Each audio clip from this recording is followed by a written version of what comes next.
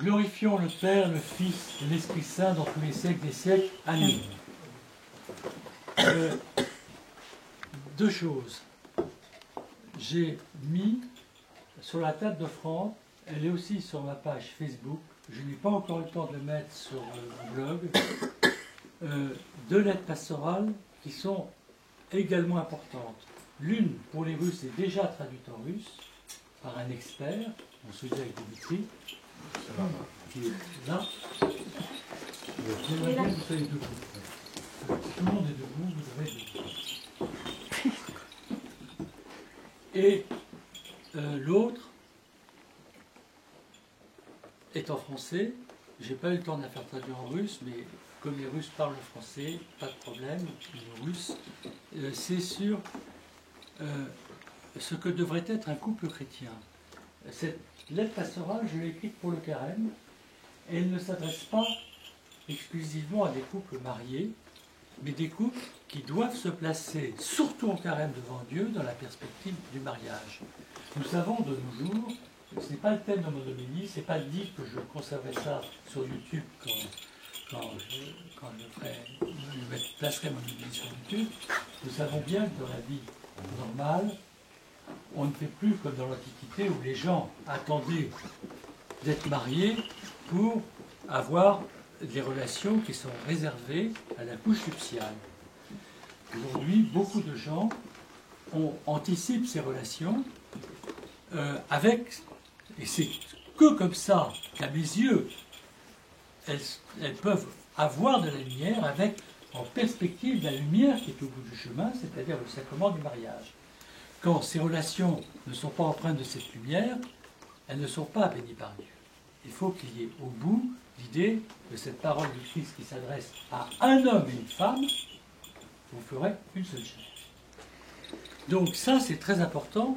Et je rappelle, d'ailleurs dans cette homélie, je le rappelle, que Saint Jean Chrysostome dit que lorsqu'un homme et une femme s'unissent, ils ne sont pas une image terrestre, mais l'image de Dieu qui s'unit à son Église.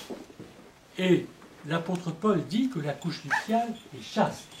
Et ce qui est le plus extraordinaire, c'est que dans le grand canon de Saint-André de Crète, que nous disons toute la première semaine de carême, et que nous redisons ensuite le jeudi du grand canon, dans les orthodoxes en réalité le mercredi soir, eh bien, Saint-André de Crète, qui est un ascète et un moine, à un moment donné, il y a l'immersion du sacrement du mariage dans le carême, en disant la couche nuptiale est chaste. Pas qu'elle devient chaste, elle est chaste. Ça veut dire que dans le sacrement du mariage, et ça c'est l'enseignement des orthodoxes, lorsque un homme et une femme s'unissent, il ne faut pas demi-péché. Il n'y a pas de culpabilisation de la chair lorsqu'ils s'unissent. Parce que pourquoi? Parce que, au-delà de l'instinct animal, qui d'ailleurs en soi n'est pas un péché, il y a l'agapé, l'amour divin, qui projette chaque âme vers l'autre. Et quand le prêtre bénit dans le sacrement de mariage, dans les fiançailles, qui se célèbrent conjointement au sacrement de mariage dans les orthodoxes, il dit Seigneur, accorde-leur l'union de l'âme et du corps. C'est-à-dire qu'il met la prééminence dans ce qui est spirituel, dans le mystère de l'incarnation, le spirituel s'incarne. Donc il y a dans l'union l'idée même de l'incarnation, non seulement parce que deux êtres font un, mais parce que le spirituel vient dans le charnel et transfigure le charnel. Donc j'ai fait une petite homélie de carême, je ne dis pas tout ça parce que ce serait, je l'évoque légèrement, et je peux vous dire qu'elle a été reproduite sur internet, oh là là, oh là là, oh là là, bien, sur ma page Facebook, ça a touché beaucoup de monde, j'ai eu beaucoup de réactions. Ça veut dire que c'est une parole qu'on a besoin de réentendre. Ayant dit cela, je vais maintenant vous parler de ce dont je voulais parler pour le carême.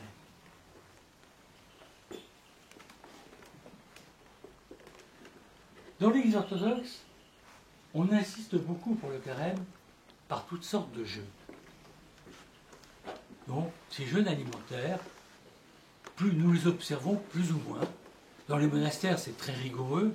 Dans la vie courante, l'usage est souvent qu'on observe cette abstention totale et absolue pendant la semaine d'huile, d'œufs, de fromage, de viande, de poisson, pratiquement c'est que des légumes. Bon, les fidèles orthodoxes le font première semaine de carême et semaine sainte. Il est évident que si une femme est enceinte, que les enfants qui ont besoin pendant 40 jours de leur croissance sont dispensés de ça, les personnes malades. Mais parfois, ces jeûnes, qui sont très importants, permettent à des gens de se haïr, de se juger, de ne pas se pardonner, en se disant « j'ai jeûné ». Et moi, je vais vous enseigner un autre jeûne aujourd'hui. C'est le jeûne du pardon. Pendant le carême, pensez à pardonner. Oh, pas aller physiquement voir la personne qui vous a souffleté pour lui dire « je te tends la joue gauche ». Non. Intérieurement, prier pour elle et lui demander tout le bien possible pour sa propre vie spirituelle, pour sa propre évolution. Parce que, je vais vous raconter une petite anecdote qui est vraie. Heureusement, ce n'était pas la confession, sinon je ne pourrais pas vous en parler, c'était une conversation spirituelle avec une paroissienne très très très pieuse. Elle n'est plus là, donc vous ne pouvez pas savoir qui c'était, c'était il y a 30 ans quand j'étais jeune prêtre. Et cette paroissienne était d'une piété, d'une générosité, elle donnait, même de temps en temps je dis donne, tu as assez donné, elle se privait pour donner à l'église, c'était extraordinaire. Elle était la générosité même, elle priait pour les autres, et puis elle avait des résultats, les gens la faisaient prier pour des examens, pof, il passait l'examen, tas de résultats, mais elle avait un problème. Et ce problème, même, vous pouvez l'entendre, elle haïssait son mari. De Noël tenace. Et là, un jour, je lui dis, je vais l'appeler Marie. Elle n'avait aucun rapport avec la glorieuse souveraine Mère de Dieu, souveraine Marie. C'est plus facile pour moi. Je lui dis Marie. Elle avait une foi en béton, armée. Elle pouvait prier plus que moi. Elle avait des qualités avec les autres extraordinaires. Mais elle a haïssé son mari. Elle avait des raisons. Il lui avait certainement fait des choses terribles. Mais ça n'est pas la question. Et je lui dis, tu crois dans le Christ qui est mort pour nos péchés? Oui, mon Père. Oui, Père Michel. Tu crois que le Christ, souffleté, couronné d'épines, crucifié, nous porte tous dans sa chair blessée? Oui. Tu crois que, par exemple, il me porte pour me sauver et qu'il te porte pour te sauver? Oui. Tu crois qu'il porte l'humanité, tous les hommes, même ceux qui l'ont persécuté ce jour-là, à qui il a dit « Père, pardonne-leur, car ils ne savent pas. » Il a dit à son père « Père, pardonne-leur, car ils ne savent pas ce qu'ils font. » Mais oui. Son mari s'appelait Gustave. Non, il ne s'appelait pas Gustave, ne vous inquiétez pas, c'est un prénom comme un autre. Est-ce que tu penses que le Christ porte dans sa chair blessée, couronnée d'épines, tous les hommes, oui. Toutes les femmes, oui. Et Gustave. Ah non. Pas lui. Eh bien, c'est ça le problème du pardon. C'est de comprendre le caractère. Déjà, si vous acceptez que le Christ aime celui que vous n'aimez pas encore, que vous haïssez, qu'il a un plan de salut pour cet homme, vous commencez à comprendre ce que peut être le pardon. Laissez au Christ le soin de savoir ce qu'il fera de cette personne, homme ou femme, qui vous a incontestablement fait du mal, avec qui vous avez un problème. Mais dans le carême, votre devoir, c'est de prier pour son salut. C'est votre devoir de chrétien. On n'est pas chrétien si on ne comprend pas ça. Vous savez, il y a une parole dans notre Père qui est extrêmement simple. Remets-nous de nos dettes comme nous remettons à nos débiteurs. Parce que c'est très mal traduit en français, c'est horrible. Le français, c'est dommage que l'Église catholique traduise si mal les textes. Je le dis parce que c'est une trahison du Christ. Le Christ n'a jamais parlé d'offense, je te jette mon gant, je reprends mon gant, tu m'as offensé, etc. Il n'y a jamais le mot offense. Il y a la théologie de la remise des dettes sur la croix par le Christ qui prend le péché sur la croix et le rachète. Comme on rachète une dette, on a racheté la dette du péché. Donc, quand il parle « remets-nous de nos dettes comme nous remettons à nos débiteurs », il parle de sa croix, de la remise de la dette. Et je vais vous raconter une parabole qui est la parabole de la remise de la dette, qui est dans Saint Matthieu, comme l'est le Notre Père. Parce que vous allez comprendre ce qu'est la remise de la dette. Il faut absolument vous mettre ça en tête. Remets-nous de nos dettes comme nous remettons à nos débiteurs. C'est très important parce que nous pouvons être couverts de péché. Si nous pardonnons, nous sommes sauvés. Alors je vous assure, c'est l'assurance vie éternelle, le pardon. Voilà, moi, je sais que je suis très pécheur. Bon, je m'empresse de pardonner parce que je me dis, là, si je pardonne à chaque coup, le Seigneur va me pardonner, c'est sa parole. Donc j'y crois. Je ne veux pas vous dire un carême triste cette année. Je veux vous dire un carême gai parce que je vous assure, quand vous pardonnez, vous êtes libérés. Les chaînes, la tristesse, l'accablement, c'est quand on cultive la rancœur, la haine. Quand on s'ouvre au pardon, on ne reçoit que la joie du Christ. Alors la parabole, c'est le Christ qui nous dit, il y avait un roi, un maître, devant qui on emmène un de ses intendants. Donc quelqu'un qui gérait d'immenses biens à la place de son maître. Et on lui apprend que cet intendant a dilapidé tout ce qui lui avait été confié. Il le fait amener devant lui, il dit « Mauvais intendant, je vais te faire vendre, toi, toute ta famille. » La dette était irremboursable. Il avait mis dans ses comptes en banque tellement de richesses, il avait volé, il avait pillé son maître, je te mets en prison. Ça ne remboursait pas beaucoup la dette. Et là, l'intendant se met à genoux en disant « Pitié, pitié maître, remets-moi ma dette. » Vous vous souvenez quand, il y a 20 ans, les députés français s'étaient auto-blanchis avec tout l'argent qui avait été pillé par les partis politiques, ils avaient fait une remise de dette générale, on avait remis les comptes à zéro. Et bien c'est à peu près ça qu'on fait à cet homme. Et on lui dit, le roi lui dit, ta dette t'est remise. Ben, je peux vous dire qu'avec l'argent qui s'était mis de côté, il y avait des palais, des champs, des bœufs, des choses extraordinaires. Il était devenu, par ce pardon, immensément riche. Le Christ nous parle de 10 000 talents. 10 000 talents, c'est à peu près l'équivalent, j'ai regardé, c'est à peu près 100 millions de francs or. C'est une somme irremboursable, c'est des milliards de nos euros. Bon. Et là, cet homme nous dit la parabole, rencontre quelqu'un qui lui doit 2 deniers. C'est-à-dire une somme ridicule, peut-être, allez, je vais dire, 1 euro actuel. Et il l'étrangle, le met, pratiquement l'étouffe, le fait mettre en prison pour que cet homme lui rende son denier. Les autres attendants se disent, enfin, il en a plein les poches, qu'est-ce qu'il va faire de ce denier?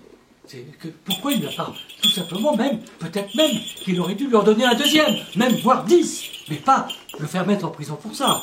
Il le dénonce au roi.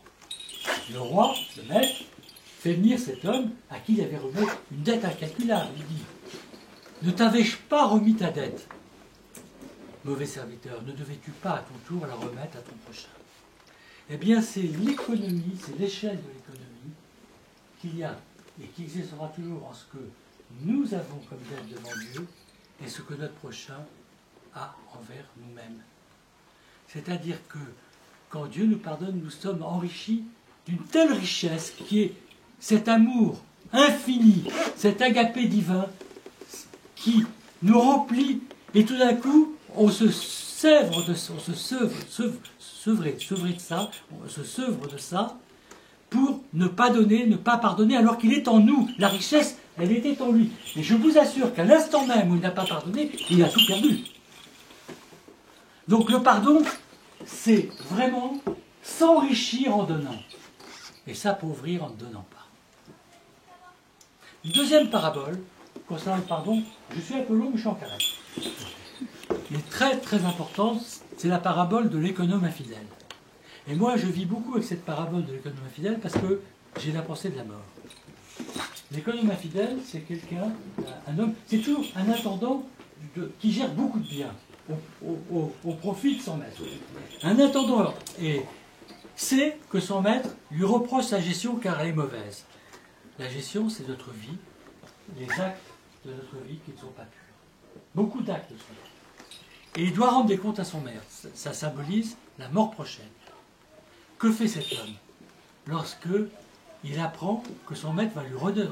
Mais il l'apprend, heureusement, par une indiscrétion. Il sait que, donc, il a quelques semaines pour mettre ses comptes à jour. Pas si facile.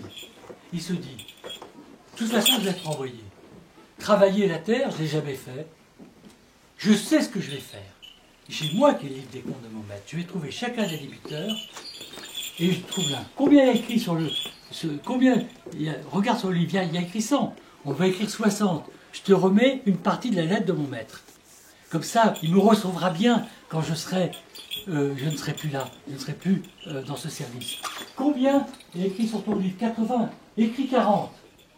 Combien il y a écrit sur le livre? Il y a écrit 60. Écrit 30. À chaque fois, il remet une partie de la dette, mais pas tout, je vous expliquerai pourquoi. Il remet ce qu'il a dans la capacité de remettre, et quand le maître apprend cela, il loue l'économe infidèle. Il le loue. Eh bien, quand nous remettons nos péchés, nous remettons les péchés des autres, le Seigneur nous loue de l'avoir fait, et nous remet nous aussi. Et pourquoi ne remet-il pas la somme en entier? Parce qu'en réalité, toute blessure que nous faisons à notre prochain ne s'adresse pas qu'à notre prochain. Le Christ dit, au plus petit à qui vous l'avez fait, c'est à moi que vous l'avez fait, dans une autre parabole que je ne commenterai pas aujourd'hui. Eh bien, chaque fois que quelqu'un est blessé par vous, ou si vous êtes blessé par quelqu'un, c'est en vous, car depuis l'incarnation, c'est Dieu qui est dans toute chair et qui est blessé quand nous blessons notre prochain ou quand notre prochain nous blesse. Et cette part-là, elle se règle au tribunal éternel. Nous remettons ce que nous pouvons, nous pardonnons nous totalement, mais le reste, c'est à Dieu, dans son discernement, de le résoudre devant le tribunal éternel. C'est pourquoi l'économe infidèle ne peut pas remettre toute la dette, puisque en définitive, ce n'est pas une dette personnelle. Et ça nous donne aussi à penser que nous pardonnons toujours personnellement. Ça, c'est une faute terrible, parce que c'est le quant à soi qu'on fait grandir. Si on dit « je te pardonne » à quelqu'un, on l'écrase. Aucune humilité. Toute ma vie, et je vous assure que c'est vrai, quand j'ai eu à parler, à prier pour remettre, ça c'est autre chose, mais quand j'ai eu à parler à quelqu'un, je lui ai demandé moi pardon. Parce qu'il n'y a pas d'autre solution. Parce que ce serait naïf de penser que, parce que la personne nous a blessés, on n'a pas de temps en temps eu, nous aussi, notre propre erreur, même si on ne la connaît pas, même s'il y a un paramètre d'injustice infranchissable. Mais je ne dis pas que tous peuvent faire ça, et je ne vous conseille pas de le faire. Mais je vous dis ma façon de faire, j'ai toujours demandé pardon à ceux qui auraient dû, eux, me le demander. Et je vous assure que moi, ça m'a libéré. Alors, ce n'est pas un conseil qu'on peut donner parce qu'il faut être capable de... moi, c'est dans ma nature. C'est comme ça. Dieu me l'a donné, c'est une grâce, et je sais que tout le monde ne l'a pas. En revanche, l'idée même de cette grâce, c'est que nous ne sommes pas purs même dans les injustices que nous subissons. Nous ne sommes pas complètement intacts, ce n'est pas vrai. Nous pouvons commettre des erreurs, même dans nos réactions au coup qu'on reçoit. Oh, je donne un exemple, vous recevez un coup, une bonne baffe, et au lieu de tendre votre joue, vous insultez. Ben, vous n'êtes pas pur. Vous nourrissez une rancœur, vous n'êtes pas pur. Donc, c'est pas si simple que ça, d'être victime. Vous parlez, vous racontez à tout le monde tout le mal qu'il vous a fait, vous n'êtes pas pur. Donc, c'est pour ça que je vous dis, c'est pas si simple. Par contre, ce qui est simple, c'est dans le secret de son cœur, de prier le Seigneur pour cette personne. Ça échappe à tout regard, à tout commentaire, à toute discussion. Et là, on peut même dire au Seigneur, j'ai un peu exagéré, en l'insultant, en disant du mal de lui à tout le monde. On peut même dire ça au Seigneur, même si on l'a dit à personne d'autre. Ce qui compte, c'est ce qu'on dit au Seigneur. Alors, voilà la cesse que moi je vous donne. Pour ce carême, pardonnez, pardonnez, pardonnez. Car le Christ a dit qu'il fallait pardonner 70 fois cette fois, c'est-à-dire dans l'éternel de sa miséricorde. Glorifions le Père, le Fils et l'Esprit Saint, seul Dieu dans tous les siècles des siècles.